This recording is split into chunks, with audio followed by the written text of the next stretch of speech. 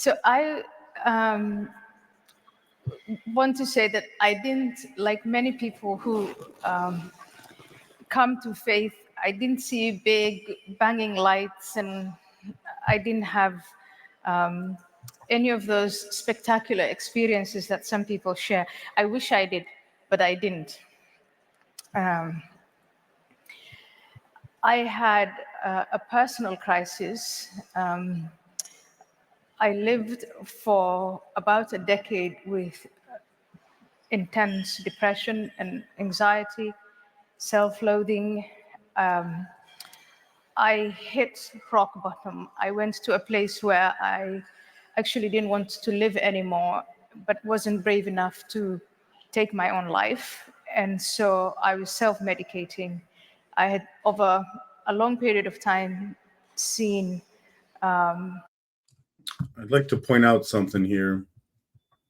She said, I wasn't brave enough to take my own life. I don't think that makes sense. Part of her wanted to not live anymore. Part of her wanted to live. Brave enough to take your own life. That's like saying one part of you is brave enough to override the other part of you. That makes no sense. Psychiatrists, other doctors, I was trying to understand my condition and trying to treat it with the help of pure evidence-based science. So something else to point out here is she said she was trying to treat it with pure evidence-based science. I think she's using the term science there to refer to what a lot of people think of as science, which is some very few specific fields of study: physics, chemistry, biology, psychology, and a few others. But science as a methodology applies to every field, including theology. And I know a lot of people disagree with me there. But somebody that would agree with me, and who I'm drawing this information from, I didn't make this up, is Karl Popper. He's a philosopher of science. He passed away. And Ayaan Hirsi understands Popper, at least to some degree. She talks about Popper in her writing. She called herself a Popperian 10 years ago or something. I remember she said that. In January, February of last year, I saw one therapist who said, perhaps it's something else that you have, and she described it as spiritual bankruptcy. And that resonated with me, and having reached a place where I had absolutely nothing to lose, I prayed, and I prayed desperately. And for me, that was a turning point. And what happened after that is a miracle in its own right. So something her therapist told her, spiritual bankruptcy. So I wonder if she thinks anybody who has a spiritual bankruptcy would experience what Ayaan says she experienced about, depression. My guess is her answer would be yes. But I've never had that problem, as far as I know. And as far as I know, I'm not spiritual. Like, I do have a spiritual bankruptcy. I mean, unless I'm not really understanding spirituality the way these people are talking about spirituality. Because when I look at the narrow statements that people use that they say is the meaning of spirituality, I think I share a lot of those ideas. But I don't see them as part of a subset of things called spirituality. I see them as basic stuff like morality and epistemology. I feel connected to something higher and greater than myself. I do too, I feel, but I don't believe in a God.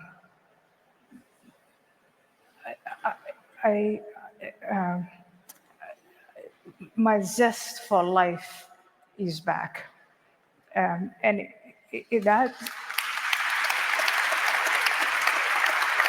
She was about to cry right there.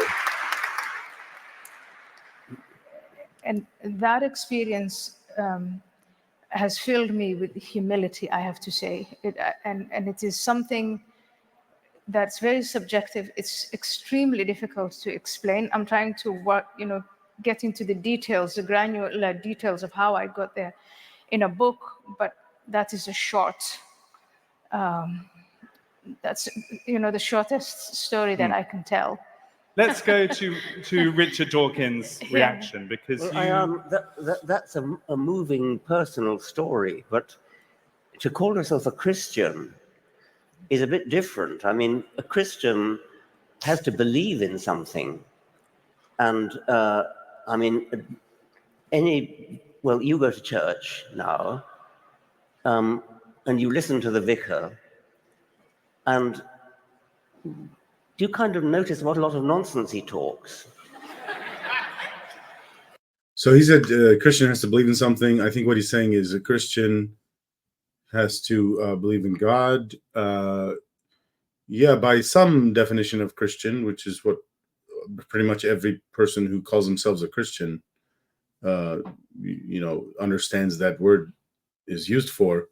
But even in that subcategory, they have disagreements about what it is that they believe. About God or whatever else, Son of God and all that other stuff, Trinity maybe, and so there's plenty of disagreement there. And I consider myself a Christian. I don't believe in God, and what I mean by Christian is I believe I espouse the philosophy of Jesus Christ in the same way that I believe I espouse the philosophy of Karl Popper, so I'm a Popperian, and David Deutsch, so I'm a Deutschian, and Einstein, so I'm an Einsteinian, and Newton, so I'm a Newtonian, and Socrates, so I'm a Socratesian, and Ali, so I'm an Aliian. And I'm not the first person, apparently, to use the term atheist Christian. I found out somebody else has been doing that before me. I don't remember his name, but it's a French philosopher. I mean, do you really take it seriously that Jesus is the Son of God, Jesus rose from the dead, Jesus was born of a virgin, and that's part of Christianity? So I think because you, and I know you very well, we've been friends for a long time, and in fact, in some ways, I think of you as a mentor. I would say you're coming at this from a place of there is nothing. And what has happened to me is I think I have accepted there is something.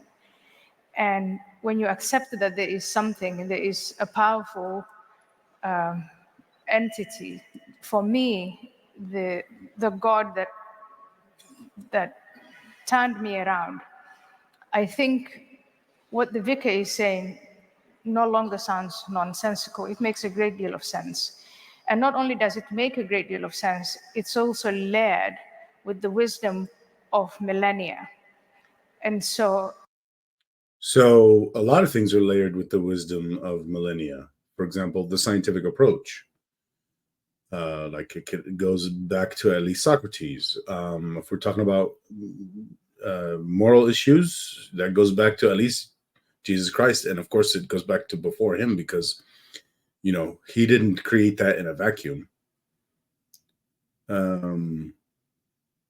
What else is layered with our parenting knowledge today? And I mean the best stuff that's out there, which I'm going to claim right now is a philosophy known as taking children seriously by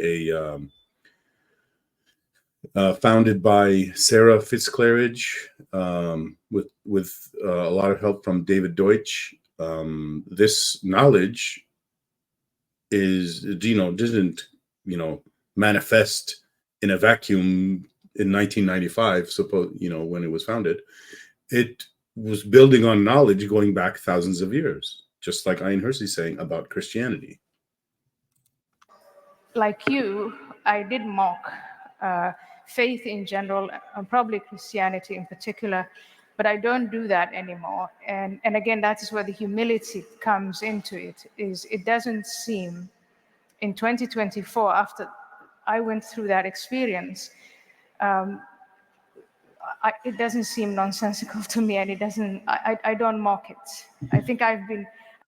So she's saying she used to mock the religions in general, I guess, and the belief in God, and now she doesn't. So I don't mock that either, and I don't know if I ever did, but I don't mock it. I mean, I used to be one of those. If I mock it, I'm mocking me or past me. That's like, that's I'm against shame.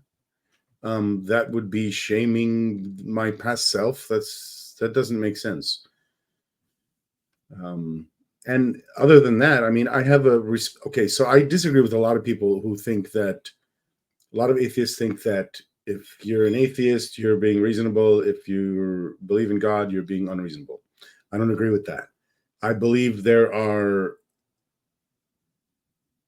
believe you can be reasonable and mistaken and arrive at the idea that there's a God. And I believe you can be unreasonable and get lucky and arrive at the idea that there's no God. I've come down to my knees to say, perhaps those people who've always had faith have something that we who lost faith don't have. And people who have faith also, like the woman who told me, well, you've tried everything and you've lost hope, you've lost faith. Try it, pray. I think You haven't tried everything. You could say you tried everything that you thought of so far. And maybe even that's not true. I mean, I don't know. I'm not inside of her head to know that. just in that one word, there is so much wisdom and that it's, I am stuttering and I'm staggering to say, I'm just trying to say, no, it's not stupid. It's Okay. in fact, it's clever and it's wise.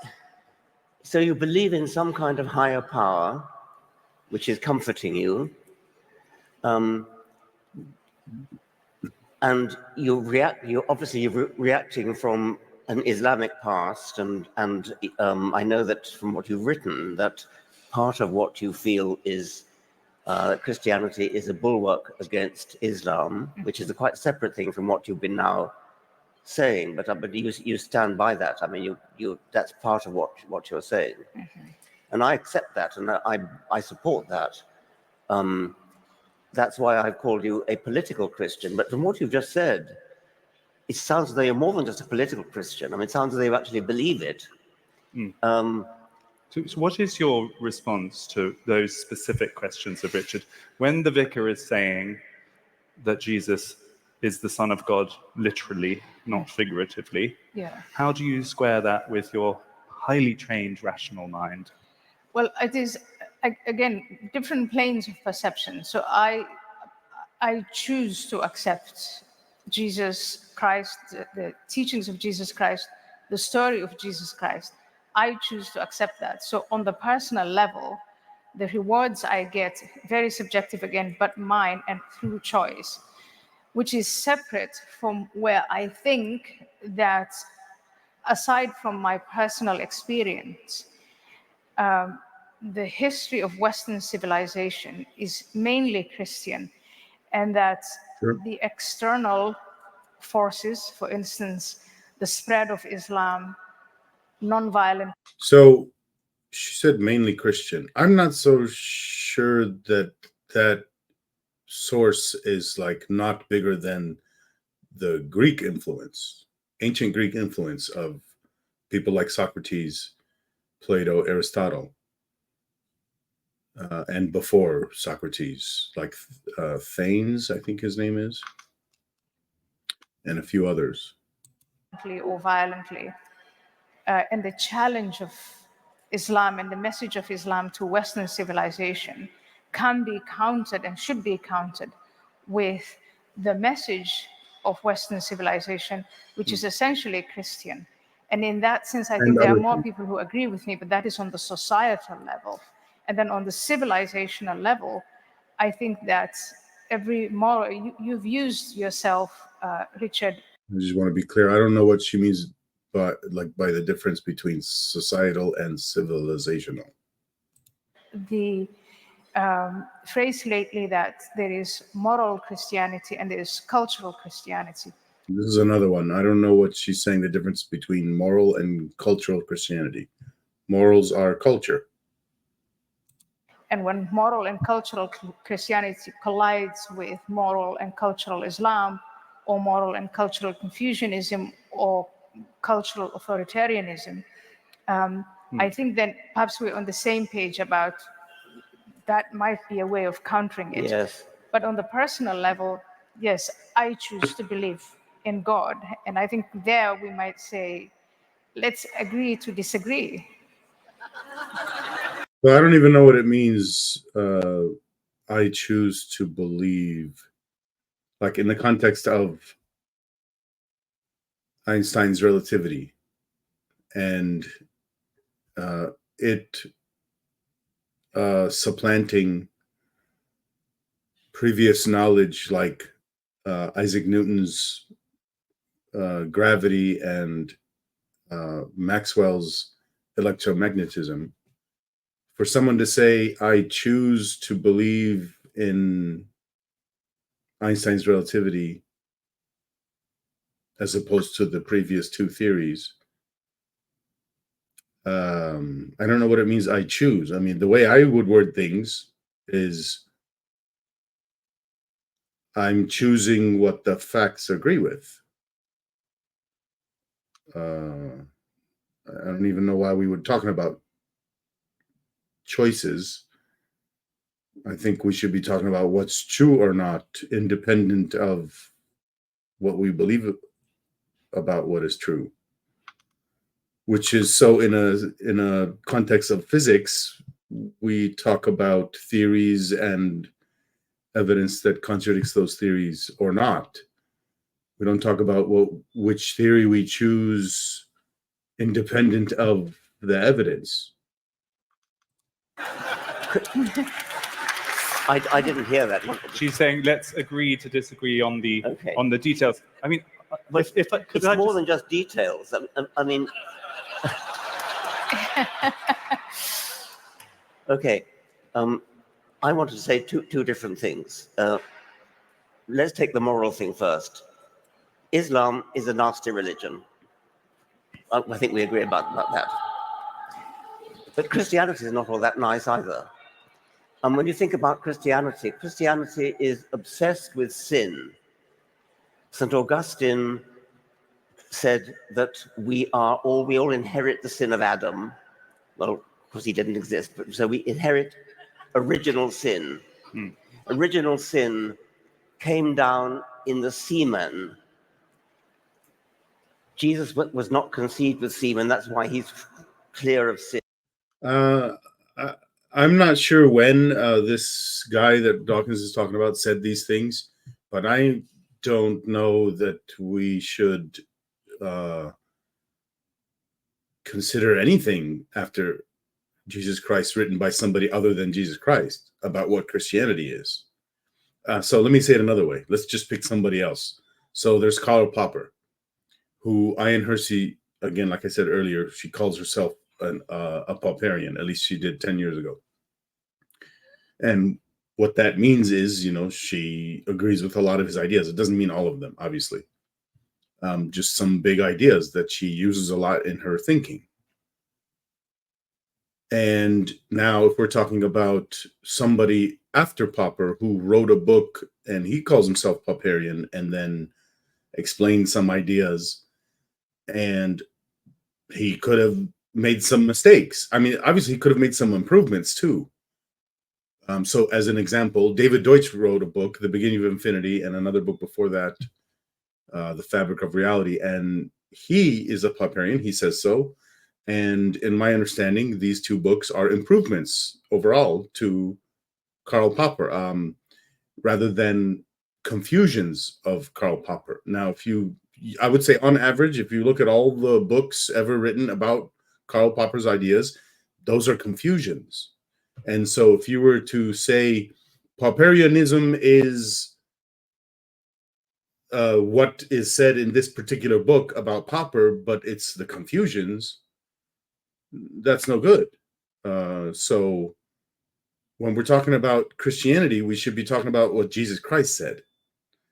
And if you're going to talk about a secondary source, that's fine. But now we're arguing over whether that secondary source is right. And then we should be talking about, and right means what? It's saying what Jesus Christ said. But the other possibility is that it's an improvement on what Jesus Christ said. And it's still okay to call it Christianity if it goes in line with other things in Christianity. Sin. His mother Mary had to be clear of sin as well, so she had to have an immaculate conception. This is all obvious nonsense. This is all theological bullshit. And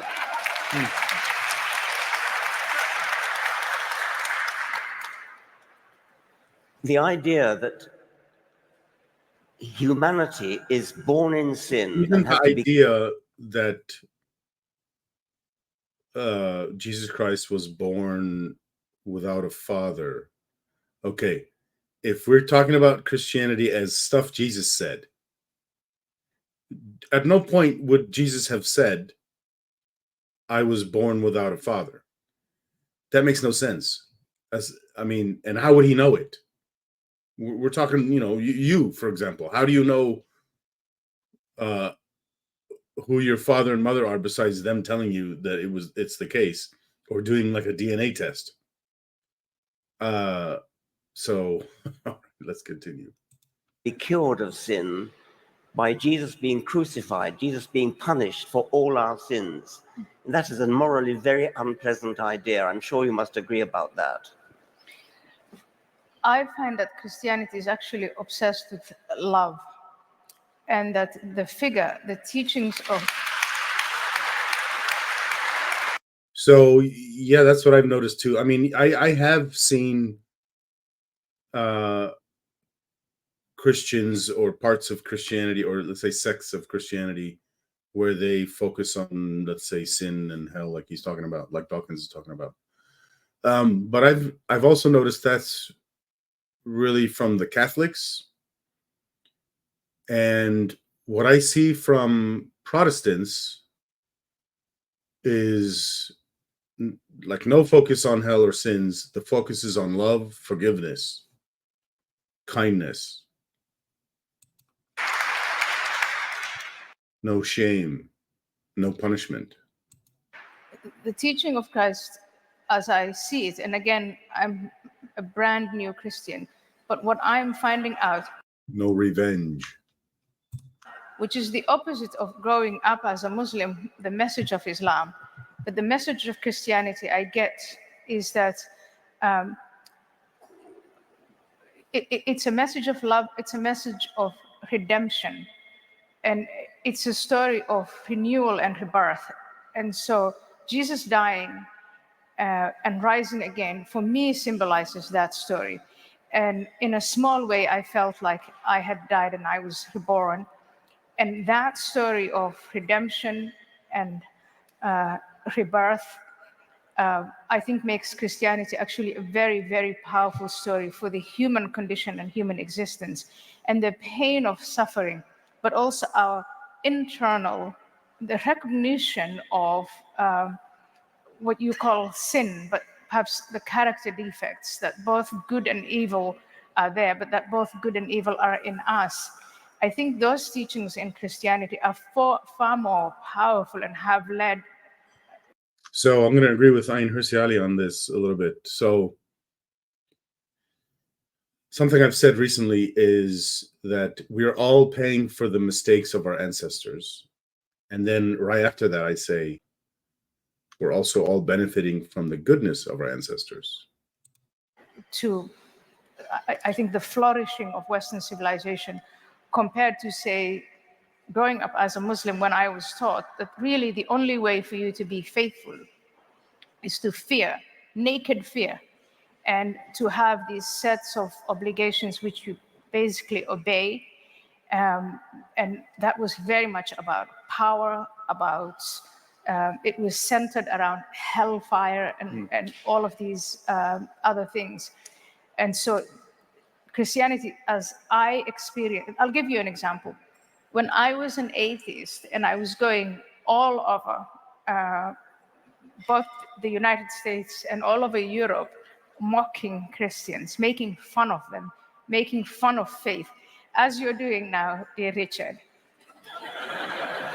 I was walking with 6 to 7 men at any given time, protecting me, armed, from things that I said that were offensive to Muslims, or Muslims thought were offensive to them. Christians were writing me letters saying, you know, we're going to pray for you, you're misguided. And I think that alone defines for me the distinction between Christianity. Yeah. So I've noticed when I am dealing with a Muslim, like on Reddit, and it doesn't go the way they like, they say something like, God's going to punish me and I'm going to go to hell, and they want me to go to hell. They don't say, hey, I want you to turn good so you can go to heaven. I have not seen a Muslim say that. And Christians do say that. In general, mainstream Christianity and mainstream Islam. Well, I must say, I've never met a vicar that I didn't like. I mean, they're always very, very nice people. Yeah. But nevertheless, the stuff they believe is obvious nonsense. And you have to take the whole package, because when you talked about Jesus rising from the dead, you don't believe Jesus rose from the dead, surely. He said you have to take the whole package. I don't know why he thinks we should take the whole package, because the whole package, I don't know what whole package he's talking about. There's many repackagings of Christianity. And we don't know which one is the correct one, if there is a correct one, because the correct one could have just been vanished from history. Like if Jesus Christ wrote a book, and from what I understand, he didn't write a book. If he wrote a book, I don't even know why I'm talking about this. He never wrote anything, right? So everything we know about him is from second, third, and fourth level sources. So we have to make it our own conclusions about what is and what isn't Christianity. I choose to believe that Jesus rose from the dead. You choose to believe it. Yes, and that is a matter of choice. And it's a matter, I think it has. When she says she chooses to believe, it means she's not caring to factor in contradictions. You know, like some theory contradicting the laws of physics that we know. Has to go back to, is there something or is there nothing? And I think you start with there is nothing. And yes, for years I agreed with you, there's nothing. But if you come around to the idea that there might be something much more powerful than we are, something that caused everything else, then something like Jesus rising out of the dead, or these other miracles, Jesus being born out of a virgin, for that higher power is not a big deal. But again, it's a matter of. So I don't agree with that. I from what I understand, suppose there is a God. That God, made the universe, and he has to make a universe that doesn't have contradictions. That universe cannot contradict itself. He can't make contradictory laws of physics. He can't make laws of physics that he bends whenever he feels like it, on a whim, or even not whim. And so if there is a God, there's things like we can't speak to him. He did not make a version of himself and put him on earth. None of that's happening. Of choice, and it is just different planes of perception.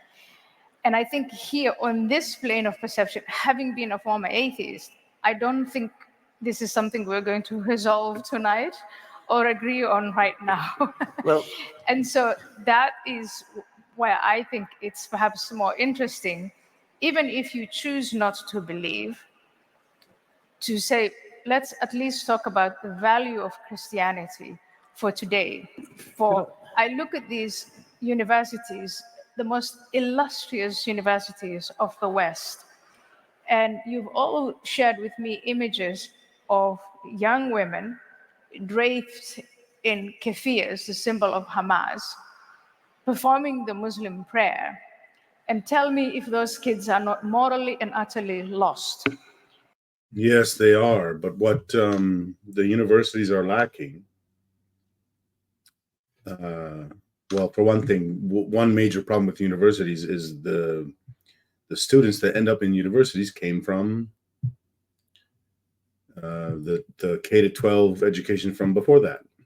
And pretty much all of that is American compulsory education, which started just after our Civil War, 1860s, something like that.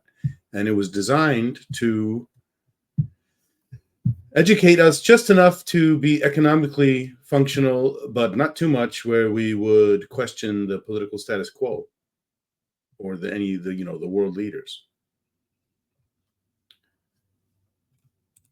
And Queers for Palestine.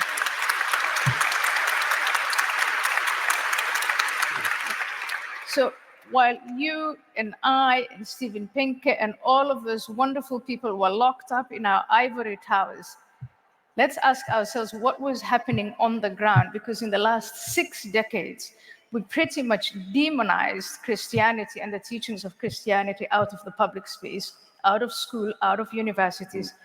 And a vacuum occurred, and that vacuum is now being filled, as G.K. Chesterton said, not because people have come to reason. Yeah, maybe she's right on some level, but I think the thing I'm talking about is much bigger. So the education system they made, what they did was they erased philosophy from it. So let me clarify. The standard education in the Western world, for at least parents rich enough to hire the tutors for it, was what's called the classical education. And the classical education is what classical is referring to ancient Greece, the classics, Socrates, Plato, Aristotle. And the classical education was, learning that stuff, mainly philosophy, and within philosophy, mainly epistemology, the study of knowledge. And within philosophy is morality. And, what produced the greatest thinkers of the West was they got this education. And for the last 170 years, I think, is it 170? Yeah.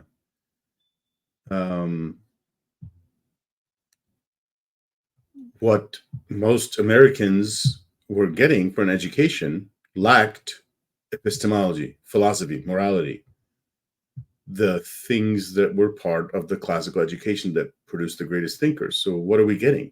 We're getting physics, chemistry, biology, economics, stuff like that, which lets us run a company or be an engineer or be a physicist. It doesn't do well helping us with life issues, moral issues, basic things like, like if you're going to do activism, you better do philosophy first to know what's right before you do some activism on some evil shit. These are philosophy issues, which, like I said, they don't teach in school anymore and haven't for 170 years now in America. And a lot of the world is like this. But because now they'll believe in anything. There are very awful forces today out there that are claiming the hearts and minds and souls of these young students. Yes, when you don't learn how to think, then yeah, you get fooled easily by propaganda. Propaganda and any propaganda, and propaganda from inside your own country and propaganda from outside. And even like on a small level, propaganda, like, probably not right to use the word propaganda, but it's a similar thing. You know, when you hear a piece of gossip about somebody you know, and then you spread that gossip without checking if it's true, you're being fooled by propaganda. And, you know, when you're really young, you might do that because you don't know that's wrong, because you don't know the basic idea that maybe the person who's told you the gossip was either lying or not lying, but just mistaken for whatever reason. And then, you know, later you don't do that anymore, or you get better at not doing it. But the same kind of thing applies to big stuff. Propaganda like what the USSR or Russia was doing to us for the past 70 years. Ayaan Hirsi Ali recently has been talking about this, and she brought on a used to be Russian person who's now American, also Christian, on her show to talk about something he talked about in the 80s. You can find this video on YouTube where he discussed the Russians' methodology of subverting the American culture. And when you say there is nothing, you offer them nothing. We're getting into the bigger political, cultural question. I just feel it's worth pressing one. That thing of there, you know, there is something or there is nothing, and then she said, if you offer them nothing, then it's not a good question. What we have is everything. What is here is everything. Morality, epistemology, that is something. It is everything. It is a lot of knowledge built up over thousands of years. One more time on this. What you said, agree to disagree, and I understand, having read Richard's letter to you, that literal belief is the bit that he can't get past. Are you saying that you don't literally believe those things? You talked about planes of reality. Is it that you see a beauty in those things and choose to suspend your rational judgment, or do you literally believe them? Yeah, I mean, I think there is something subjective, and there's a choice. There are things that you see and perceive that a different person cannot perceive. Art, music. In fact, I think you do enjoy a great deal of Christian art and music. I will look at a painting by Pollock and I will think my 6-year-old must have spilled all the paint on the canvas and run around. And people are crazy enough to pay millions of dollars and hang it on walls. But I've actually seen people be moved to tears staring at a Pollock.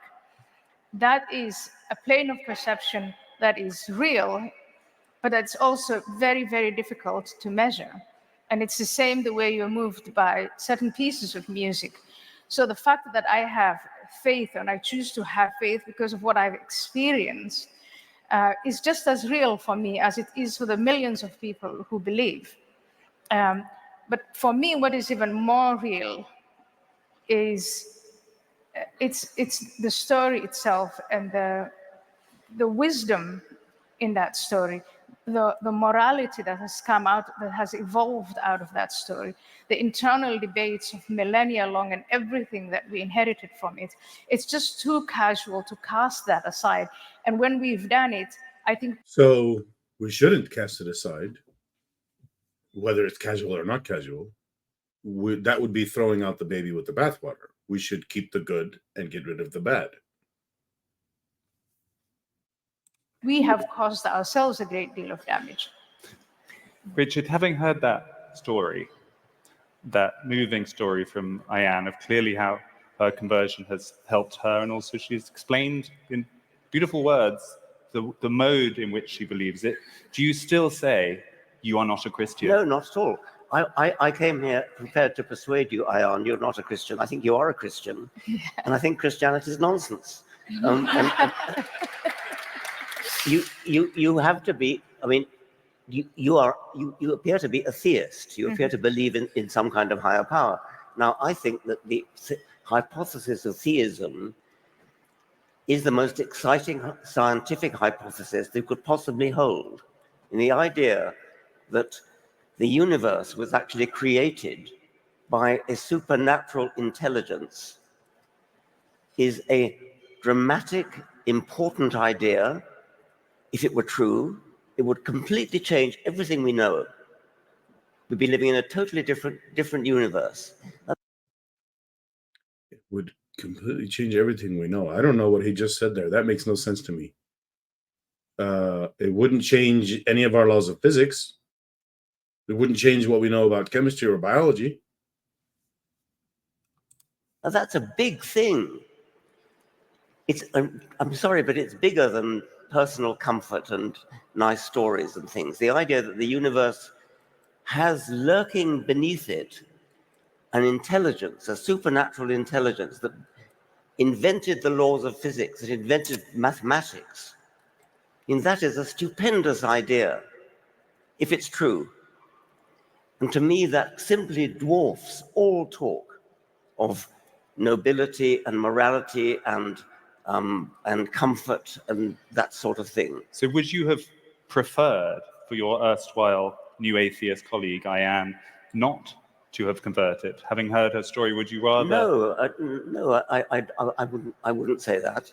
I'm just saying that religious belief is bigger than what gives you comfort. Or it's bigger than morality, it's bigger than what gives you comfort, it's bigger than what gives you a bulwark against Islam. It's something huge, it's something terrific, and it's false. Are you not moved at all to, she mentioned planes of reality.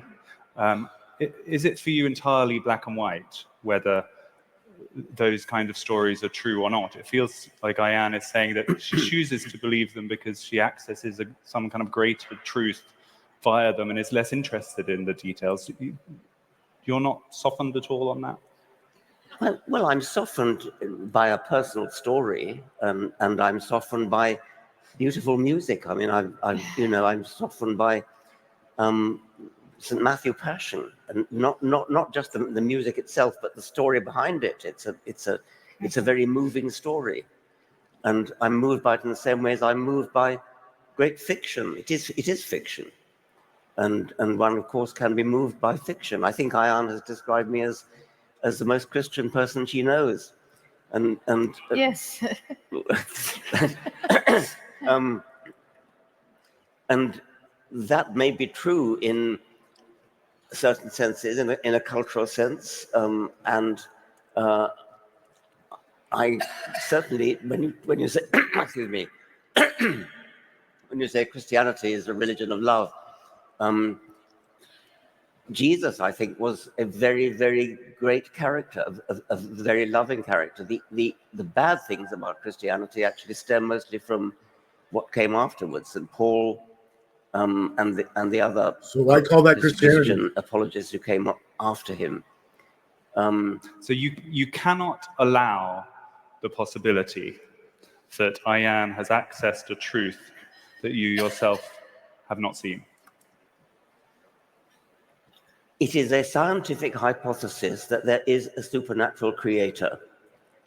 And I don't see how you can get to that from feelings of personal comfort or feelings of political necessity. You have to get to that from thinking. And that brings us to consciousness. So first of all, the hypothesis itself, which even if you don't allow for set religion aside, the hypothesis of where did all this come from and how did it begin? Again, there is no consensus on that. There is no consensus on what consciousness is and what all that entails. But I think that it is, on an academic level, very interesting and very rewarding to look into and explore all of these different things separately on an academic level. On a non-academic level, I think that it's very useful now. I hate to go back to utility, but to have all of these things connected, where as human beings, we are material, yes, but we also are more than material. We have a sense of consciousness, and we have a range of needs. And some of these needs, reason can answer, and pure science can answer.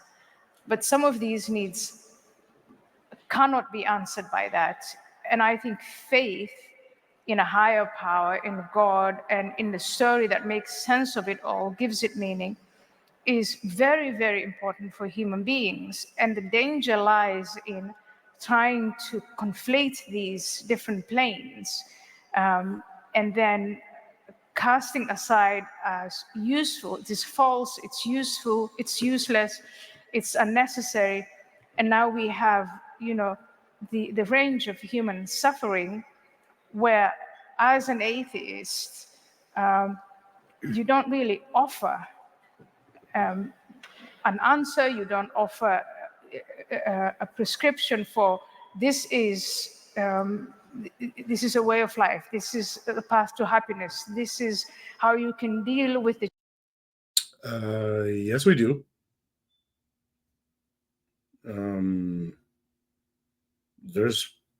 There's psychologists who are atheists and don't talk about God who talk about stuff like that. There's philosophers who don't believe in God who talk about stuff like that. the challenges of existence. And atheism is an attitude. It basically says, as of now, there is no evidence to show that God exists or that a higher power exists, full stop. And you figure the rest of it out. And it's very, very difficult to figure the rest of it out starting from scratch. And I think faith. I don't know what means starting from scratch is there. She means independent of a story about God? I mean, those at some point in the past started from scratch, but we shouldn't be starting from scratch ever, even now. Like, if you're going to make a philosophy today, you should not start from scratch. You should build on what was before you. Go find the best stuff that was before you and then try to improve it. So maybe and if you succeeded to do that, the amount that you improved as a percentage of all of it maybe is less than 1%. Starting from scratch means you started at 0 and you had to make up 100%. Faith then gives meaning and purpose. And yes, if you're afraid of the dark, and if you're afraid of whatever it is that's causing you anxiety, or whatever is causing you self-doubt, relationships between other human beings, I think Christianity does offer a recipe, and perhaps in my view, the best recipe for not only how to live with yourself and connect to the universe, but also how to connect with fellow human beings, and then bring about a civilization like this one. Suppose it were true that atheism doesn't offer anything. Suppose it doesn't offer anything. So what? Why should it offer anything? Why should the universe offer you anything? But I don't know why he's talking about the universe. Atheism is an idea that there's no God. So when Ayaan Hirsi says atheism doesn't offer anything, she means, and Dawkins should have recognized this, that the idea that there's no God doesn't offer anything. And Dawkins, the way he should be replying is, yeah, that idea doesn't, but so what? There's other ideas. Like Popper's ideas about epistemology, Ayn Rand's ideas about morality, taking children seriously, the parenting philosophy I mentioned earlier, that philosophy's ideas on morality, on parenting.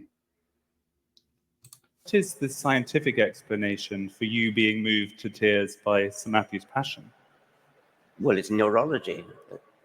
Let me ask Ayaan. I think the question you ask now is very interesting. Why should atheism offer you anything? There is no reason why atheism should offer anything, but something else. Faith offers something valuable and tangible and great. Yes, So why should atheism mock that and knock it down? no, Is I it don't not want to. Atheism, the idea that there's no God, doesn't mock anything. People separately on their own are mocking with their own evil ideas that did not originate from the idea that there's no God. possible to have this coexistence where there is a place for reason and there is a place for faith and for subjectivity? Just like we agree to have a separation between religion and politics, I think it is absolutely possible to have, and Christianity allows for that, a separation of science and the material world, the temporal world, versus the world of faith. And these things, when they complement each other, I think lead to a much more powerful outcome than when you. Again, I find the differences between us a little cosmetic and a little artificial, because there are so many things I agree with that you are saying. It's just that the attitude that atheists take, that if you do not see the world the way they see it, and if you don't live according to reason, you must be an idiot, you must be unintelligent, you must be stupid. No. I think that is a bit that It's kind of a weird claim. I mean, in my understanding, for the people that are Christians and believe in God, and they believe that by faith, the rest of their life they're being very reasonable. Let's see, some of them are physicians, and they're doing that very well. They're not doing it by faith. just smacks of Okay. yeah. Okay. No, let's not go there. I don't want to say that. Yeah. What I do want to say is this: faith offers you something. Obviously, that's very, very, very clear. But it doesn't make it true. It doesn't make the existence claims of Christianity true.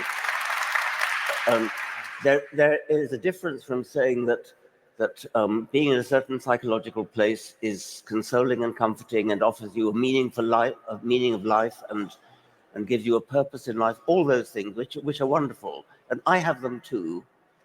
They're a bit different, but I too have a purpose in life. I have a meaning in life. But just simply because something gives you a meaning and a purpose in life, it doesn't make the existential claims true. And Christianity, like any other religion, makes claims about the world, about the universe, which are either true or not true.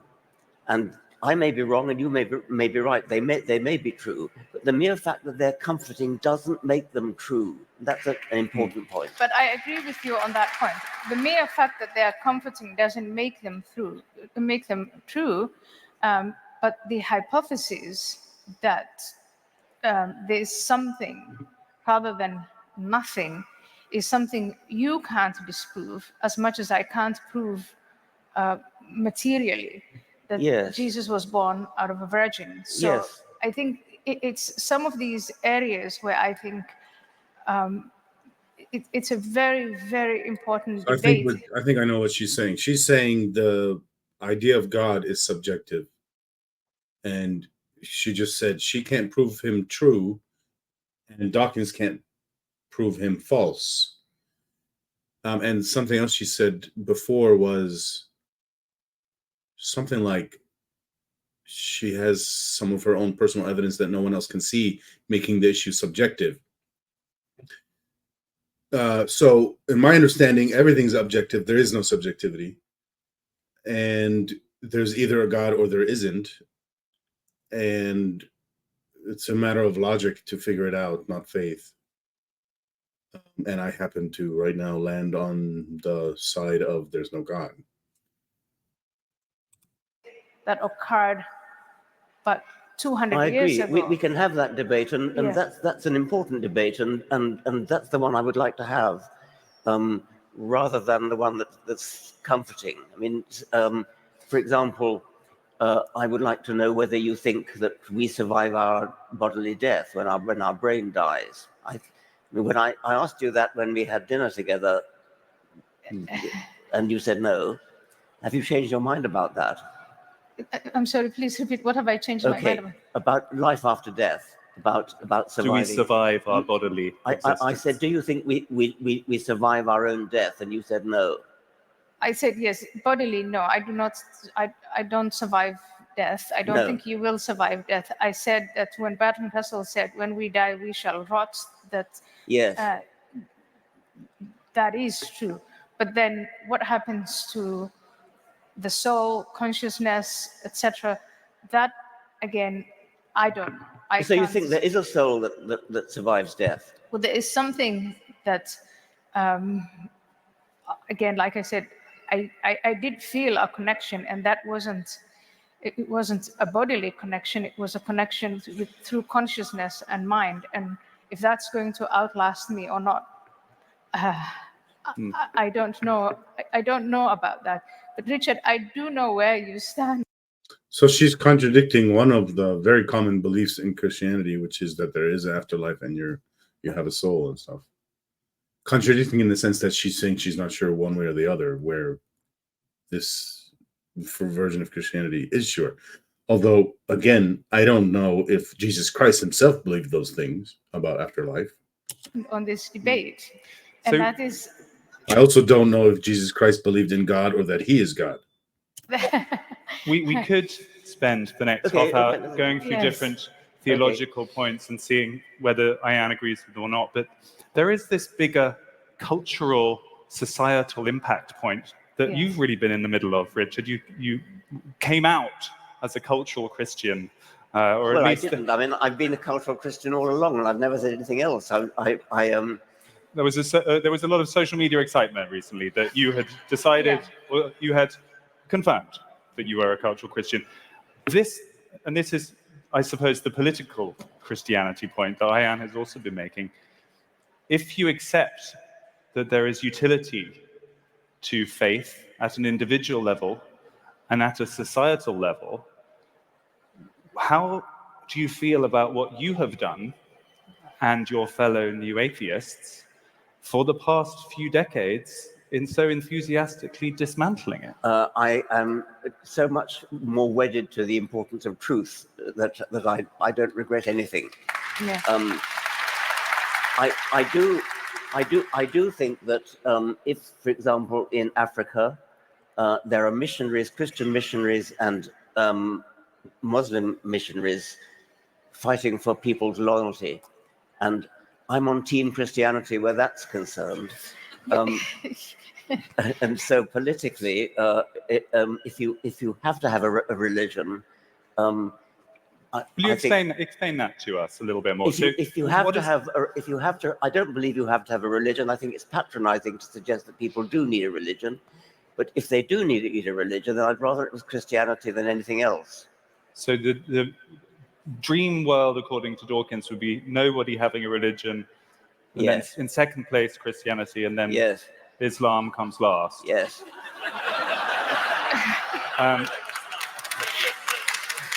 Okay. You said, I think that's fantastic. And I also want to say, you don't have to go as far as Africa to see this confrontation between Team Christianity and Team Islam, and Team Christianity versus Team wokeism. It's right here.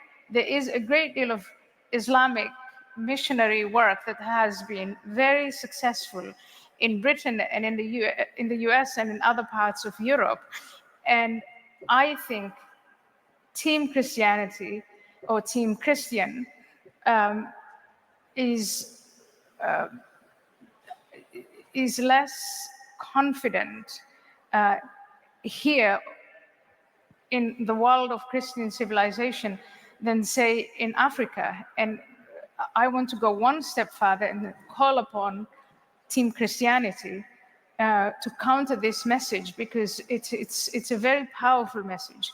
And even if you and I disagree on whether there is God and whether there's creation. I respect your view. I know you respect mine. But Are you inviting Richard Dawkins to join Team Christianity? Richard Dawkins is on Team Christianity. Do you accept that, Richard Dawkins? Are you on Team Christianity? But If it's a Richard Dawkins, choice, Richard Dawkins just said that, but I think, and I really mean this in a serious way. I look at those young people in their 20s, in their teens, in their 30s, and right now they're being offered these messages of moral frameworks that they're embracing that are cultish, that are based on fear, that are nihilistic, and that are dead end. And so if you say you're on Team Christianity, then I would encourage those who are so inclined as to advance Christianity not to worry about Africa, but to start it here. Stand up to those people yes, I in didn't Columbia quite hear and Harvard and what's Penn the U. problem. What are you against here? The young people have been susceptible to other ideologies that Yes, are but what far other inferior. ideologies what are we speaking of there? Well, Wokeism? there are mosques and Islamic centers That. that have convinced young people here in America and in Britain and elsewhere that Christianity is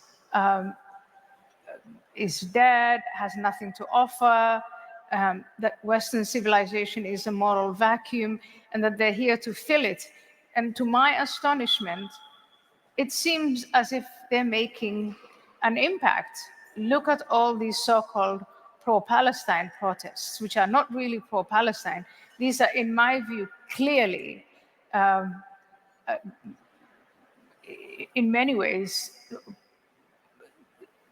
they're adopting the religious frameworks offered by Islamists. And what I see is not what you saw in the 1960s.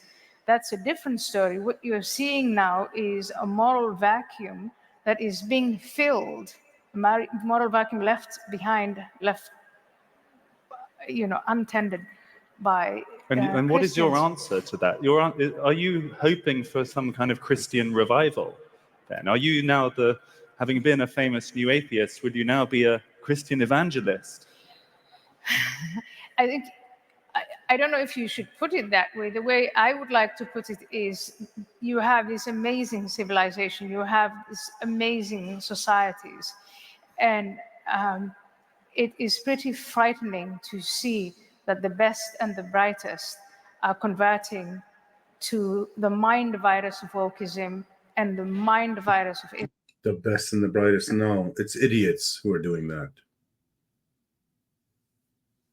Islamism, and that as atheists, no one even seems to have woken up to the idea. There is a condemnation of wokeism, which you do, which you condemn the woke and the mind virus of the woke, you condemn radical Islam. But I think, what do we then have to offer to these young people who are seeking something? Rational secular humanism.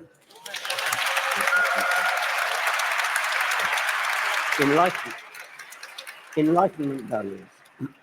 Yes. So do you share Ayaan's diagnosis of the mind virus of wokeism, as she puts it, of Yes. Islamism's return to Yes. parts of the West? And Enlightenment humanism doesn't seem to have resisted that advance very successfully. Sure. Well, let's press it harder then. Yeah. Rational secular humanism is itself an outcome of Christianity. And Partly. Well, I think I don't buy that.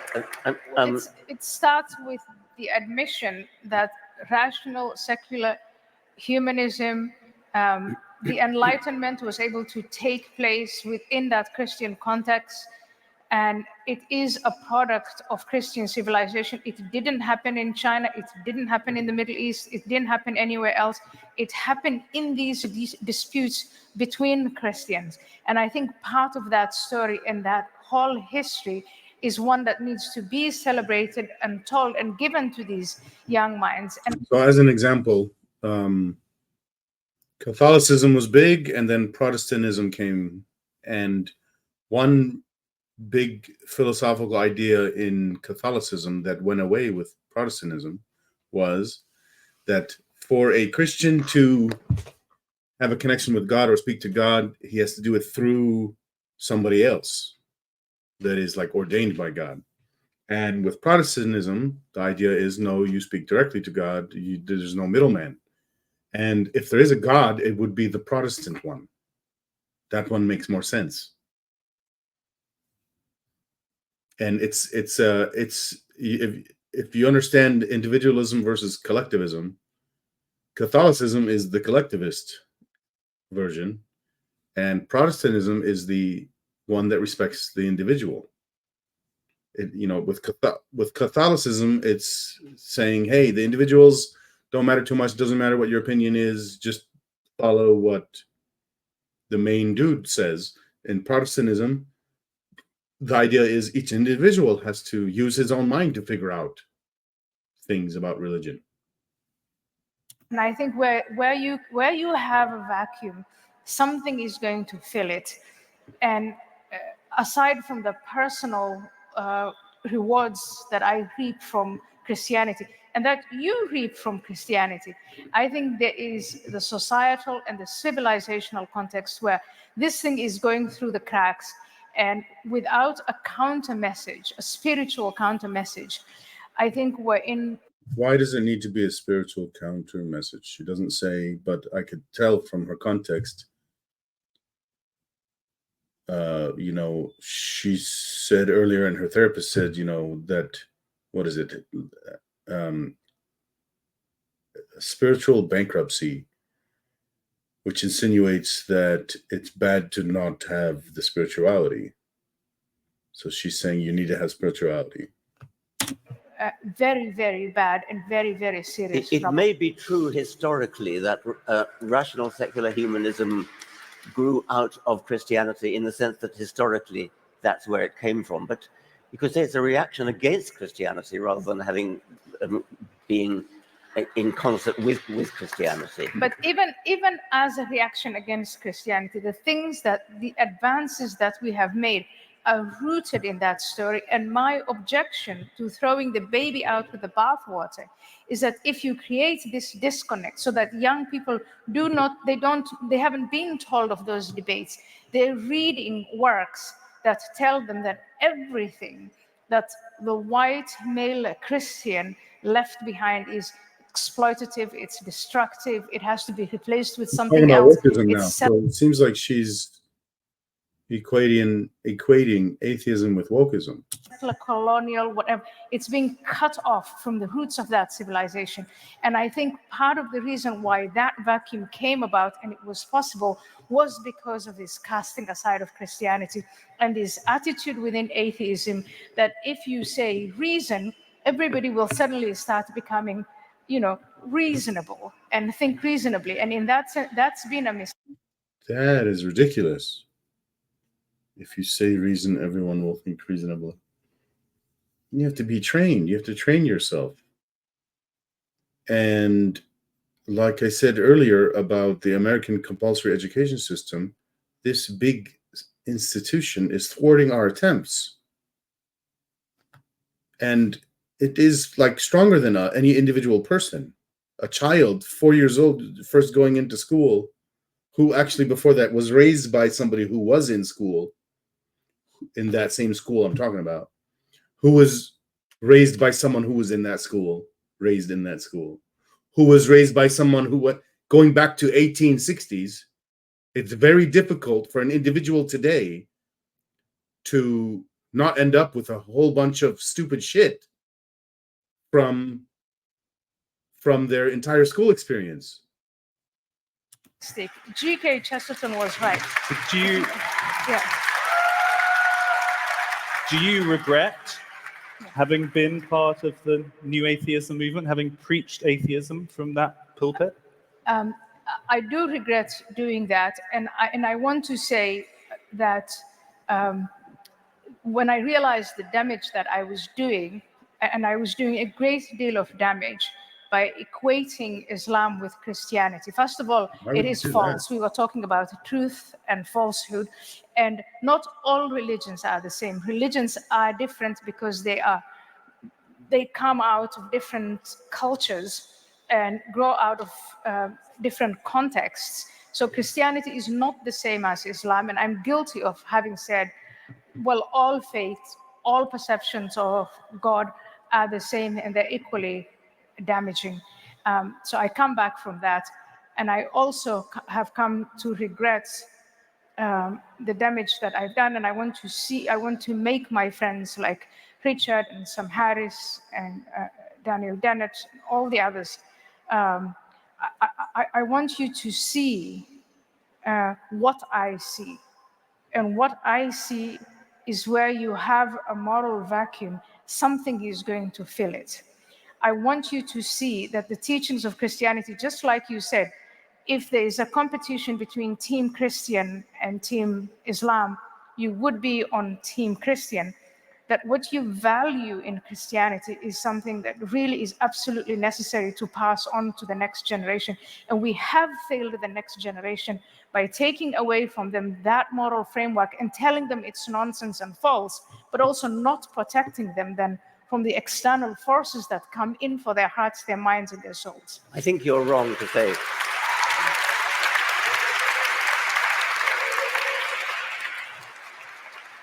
I think that you're wrong to differentiate Christianity from Islam in that sense. I mean, they all these Abrahamic religions, Judaism, Christianity, and Islam, they have the same holy book. They believe in hell. They believe in a dictatorial God. They don't have the same holy book. They believe in so much that's similar. The problem with Islam is that it's 700 years out of date, and Christianity has moved on, thank goodness, and mainly because most Christians don't actually believe it anymore. I mean, they don't take it seriously. The problem with Islam is that they take it seriously. They believe in their religion. They actually will fight to the death for their religion in the way that Crusaders used to. Thank goodness they no longer do. Now let's clarify what makes the difference between those two. I think it is the ancient Greek infusion into the Western world, which the Muslim world didn't really get. Christianity has grown out of that.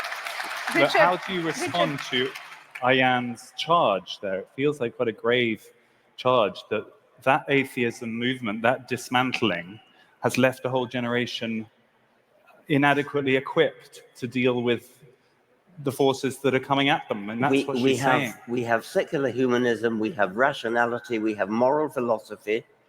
Moral philosophy is how we decide which bits of Christianity we like and which bits we don't, which bits of the Bible we take as being moral and which ones we don't. We cherry pick.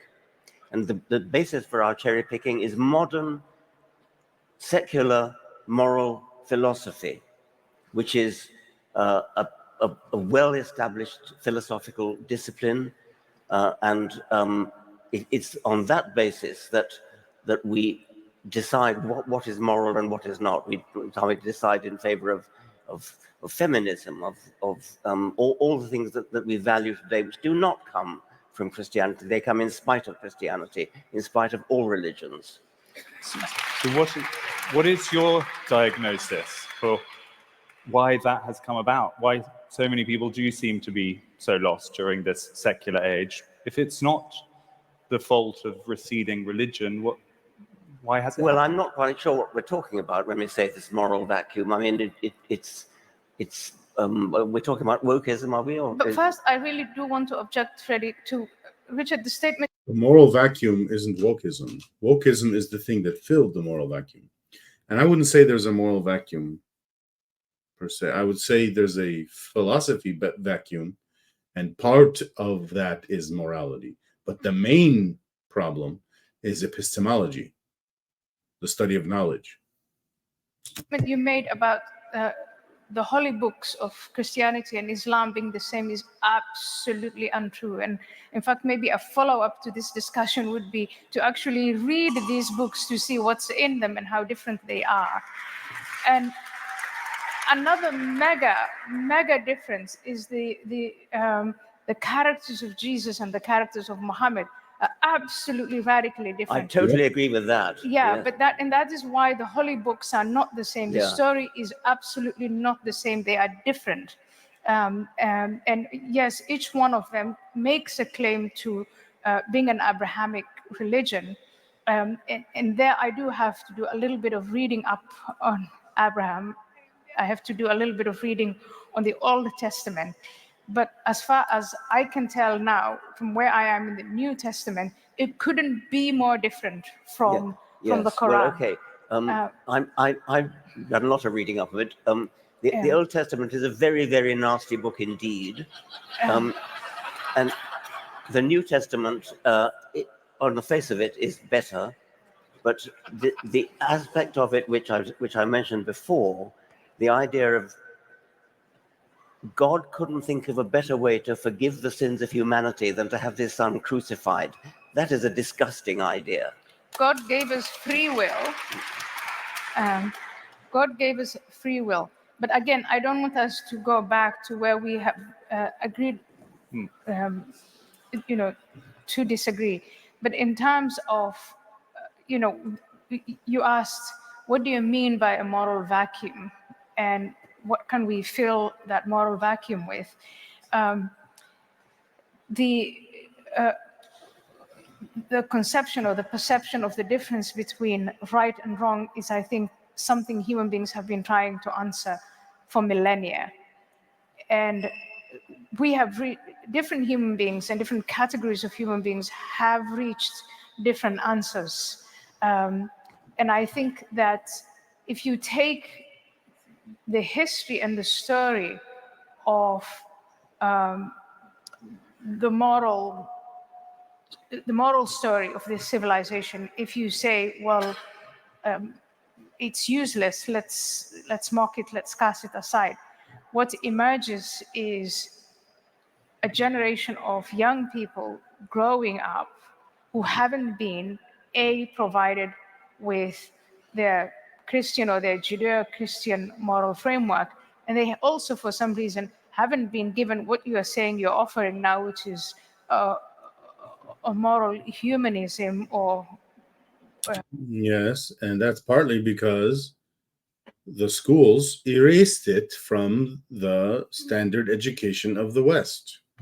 I haven't seen any kind of organized, in the way religions are organized, temples of reason and people dedicated to delivering a message of morality to young people. What you Do you have accept then that, Richard? Just to Well, in that case, if that were true, then we need to work harder. But we don't. What we don't need is to saddle our morality with a lot of supernatural nonsense. Well, what I think the assumption was that universities and schools would provide that, and that universities and schools, again, separated from their Christian underpinnings, started to say, we are neutral grounds, and we are going to adopt a moral neutrality towards religion and faith. And there, exactly, that's where the vacuum emerged. Young people looking for moral direction, not getting it from their own civilization, and other forces coming in and filling that out. And that is the crisis that you are witnessing now. And I think it is I'm not evangelizing, I'm not imposing a new or an old form of morality, but I'm saying that we are having a very, very serious moral crisis. And I hope that this is just a fast conversation, but for those of us, I am coming out and saying, when I was advancing atheism and saying that Christianity is nonsense and it is just as nonsensical and as dangerous as Islam, I was absolutely wrong. So I don't say Christianity is the same as Islam, and I don't talk people out of their belief in God. When I argue against Islam, I'm arguing against the morals. I'm not arguing against the belief in God. I'm arguing against the epistemology. I'm not arguing against the belief in God. Contributed to this moral vacuum, But and I step back. Christianity, I mean, the largest Christian church at the moment is the Roman Catholic Church. And they are the people who've got the organization going. They've got the whole of South America. They've got an enormous number of people. And they stand for total opposition to abortion, contraception. This is not a good organization for morality. I think the challenge to you is if you say the Catholic Church or the Anglican Church or any of the other Christian churches are either, in terms of your words, either nonsensical or immoral or useless, or regardless of however you characterize them, if you don't have an alternative, and I think from at least the last 5 or so decades, we see that no alternative has been established. Again, the assumption was reason and enlightenment and humanism is simply going to emerge from education. The higher your level of education, the more reasonable you are. Not when that education was designed to make you stupid. And I don't mean fully stupid. It was designed to make you just smart enough to be, function well in a company, to do a job, but not smart enough to compete with the world leaders. Not smart enough to not be fooled by propaganda. Just dumb enough where the leaders who want to use propaganda against you will succeed.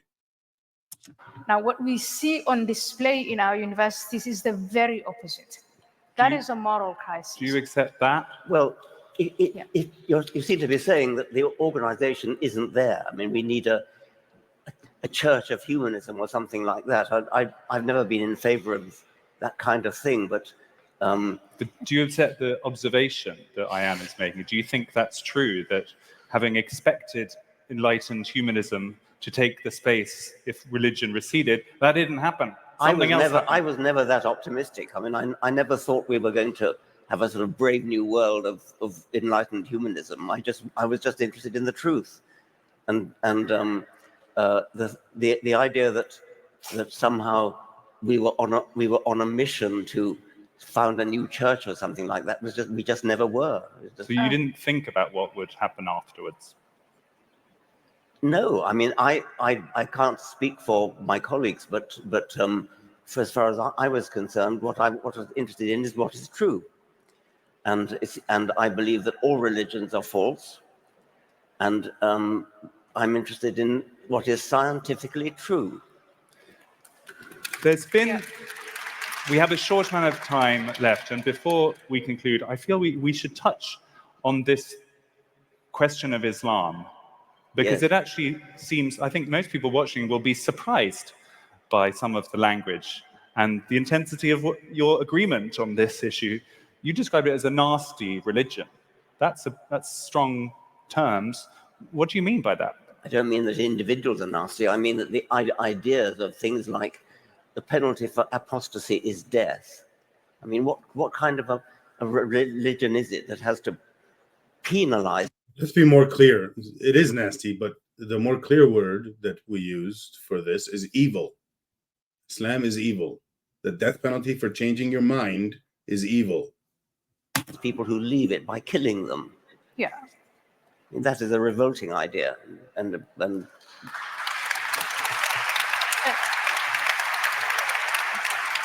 are you like Ayaan? Are you anxious by the protests? Do you watch what's happening in the news with anxiety? In that respect, she seemed to be saying earlier that Islamist ideas are are growing? I wasn't aware of that. I mean, the protests that are going on in American university at the moment look to me more like anti-Jewish, anti-Semitism. And the vector for this virulent anti-Semitism is Islam. It's radical Islam. On every university, there is a Muslim student association. There are Islamic centers, there are mosques, there are websites, and they propagate, and sometimes in the most sinister ways, their faith and their antipathies and the antipathy that radical Islamists hold against Jews have had, like, they're running amok in our universities and our schools.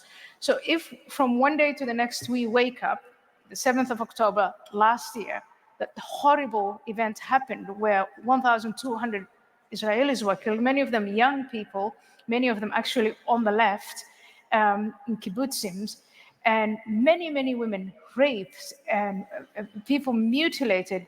And you would think that in making that moral reckoning, that students here or anywhere, even fellow Muslims have said, this is absolutely heinous and it has to be condemned all the way.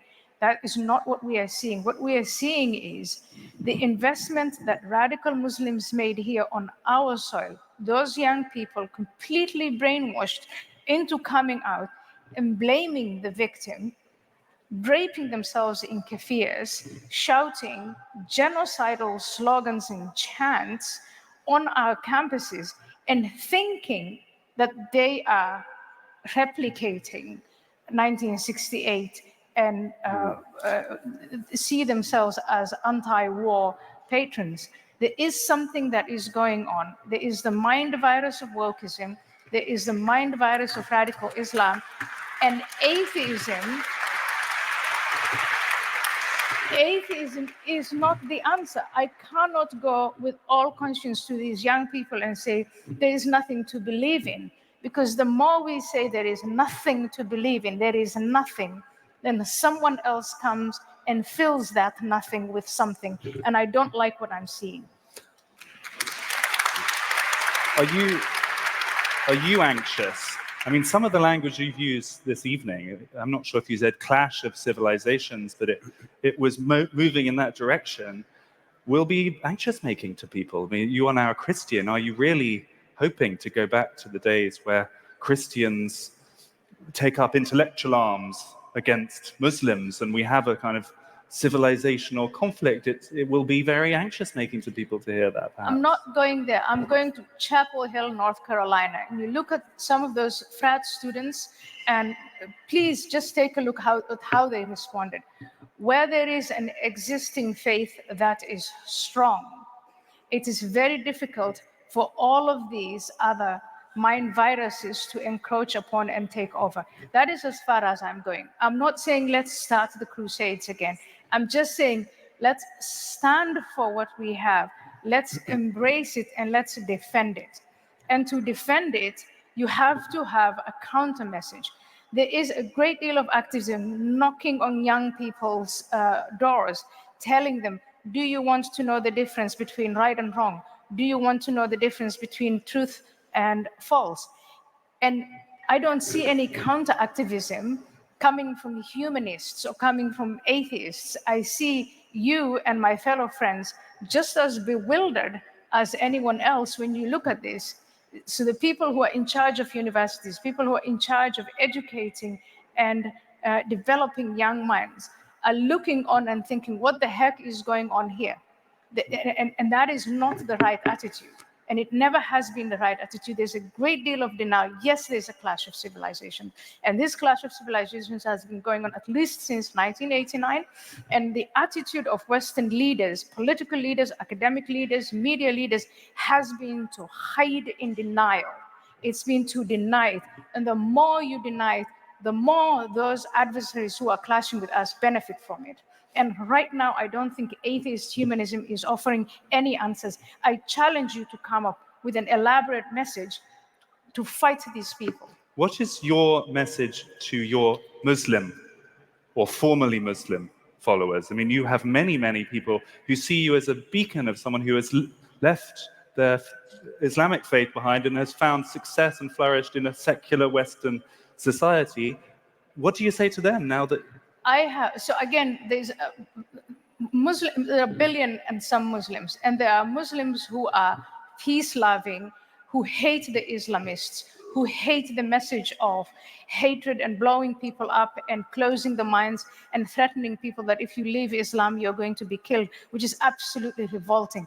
So right now, I have more genuine Muslim friends than I ever had before, because the same individuals who reject, they still identify as Muslim, but they reject the idea of forcing faith on other people. And so a lot of them, my Muslim friends, are scratching their heads and wondering why Western civilization is committing suicide, why they're allowing this, in the name of freedoms, in the name of freedom of speech, freedom of association, and freedom of religion. We have allowed a cult of power, Islamism, a political totalitarian ideology, to seed itself here, deepen and broaden and grow, and we have nothing in return to say. And it's a cult that wants to destroy the very freedoms that it uses to advance its agenda. So what is your invitation to your Muslim or formerly Muslim followers? Is it become a Christian? I'm not telling people to become Christian. All I have done is explain why I have become a Christian.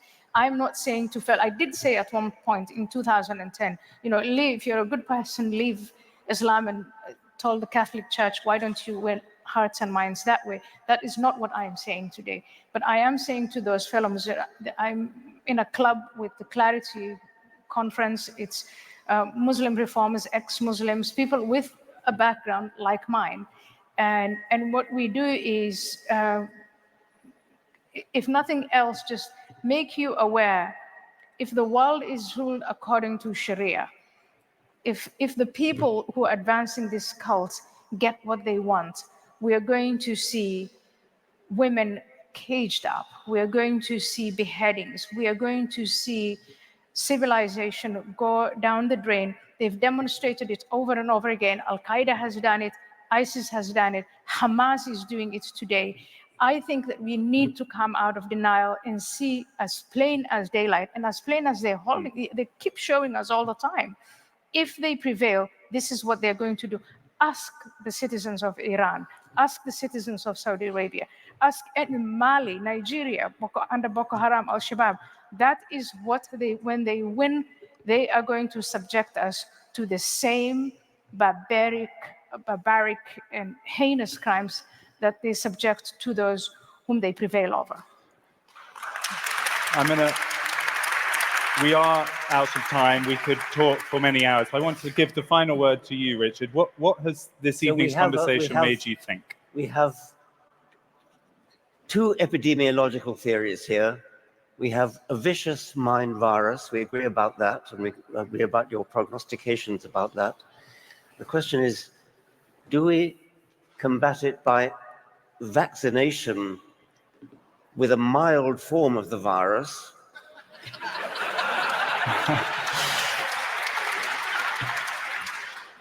or do we say no viruses at all and go for enlightened rationality?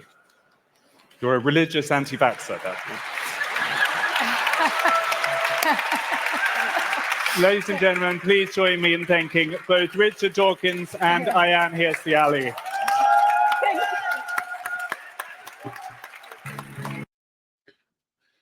So that's it. Thanks for watching. If you like this, please hit like. Please subscribe to the channel so you can see more. If this helped you, this will definitely help other people too. Thank you.